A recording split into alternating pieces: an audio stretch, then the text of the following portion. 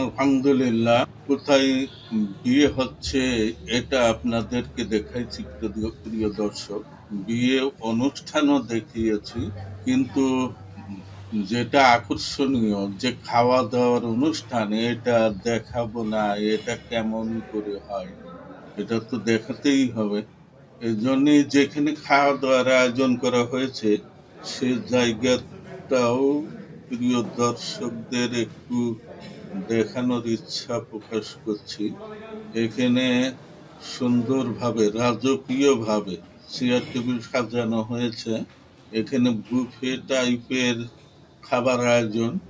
দুই পাশে আহ বিভিন্ন ধরনের খাবার সাজানো রয়েছে। আহ সব খাবার সবাই তো খেতে পারবে না, এজন্যে উপস্থিত অতিথিদের বিবেচনায় রেখে বিভিন্ন ভাবে বিভিন্ন ধরনের খাবারের আয়োজন করা হয়েছে।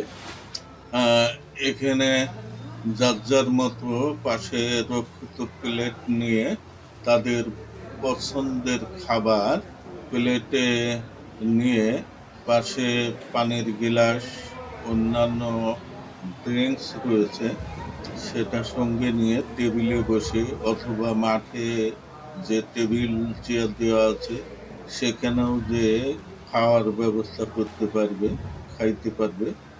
নিজে নিয়ে নিতে হবে খাবার তার পছন্দ অনুযায়ী, প্রয়োজন অনুযায়ী।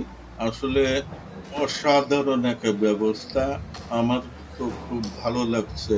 প্রিয় দর্শক, এই আয়োজনটি আপনাদের কেমন লাগছে একটু কমেন্টসে লিখে দিলে আমি আনন্দিত হব বা আমার ভালো লাগবে।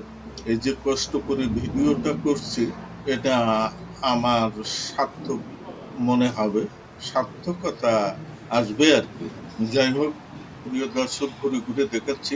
কিছুক্ষণের মধ্যেই এই খাবারের জায়গাটা খুলে দেওয়া হবে অতিথির জন্য, তারা এসে তাদের পছন্দনীয় খাবার নেবে। আর অল্প সময়ের মধ্যেই এটাকে ওপেন করে দেওয়া হবে। সর্বরকম এখানকার প্রস্তুতি, ডাইনিং স্পেসের প্রস্তুতি শেষ হয়ে গেছে, কিছুক্ষণের মধ্যেই খুলে দেওয়া হবে। বিবাহ অনুষ্ঠানের মাঠে যত লোক উপস্থিত হয়েছে আস্তে আস্তে ওই অনুষ্ঠানটা শেষ করেই আস্তে আস্তে লোক এই খাবার টেবিলে চলে আসবে ধীরে ধীরে। এখানে একটা টেবিলে 7-8 জন করে খাওয়ার ব্যবস্থা রাখা হয়েছে, যদিও কেউ হয়তো এক টেবিলে 7-8 জন বসবে না, কারণ প্রচুর স্পেস আছে বসার। ওই মাঠে তো প্রচুর ব্যবস্থা আছে, ওখানে খাওয়ার প্লেট নিয়ে ওখানে যে খাওয়া যাবে, কোনো সমস্যা নেই। ওনাদের ব্যবস্থা খুবই সুন্দর। আমি 500 লোকও যদি একসঙ্গে খেতে চাই তাহলে যদি প্লেটের ব্যবস্থা থাকে তাহলে কোনো সমস্যা নেই। আলহামদুলিল্লাহ, এই গেটের দিকে পৌঁছে যাচ্ছি। আমার এই এখন ওই যে ভদ্রলোককে দেখা যাচ্ছে টাই পরা, লাল টাই, এদিকে আসছেন, একসঙ্গে সফির সঙ্গে আমার প্রতিবেশী। আলহামদুলিল্লাহ, এই হচ্ছে মাঠ।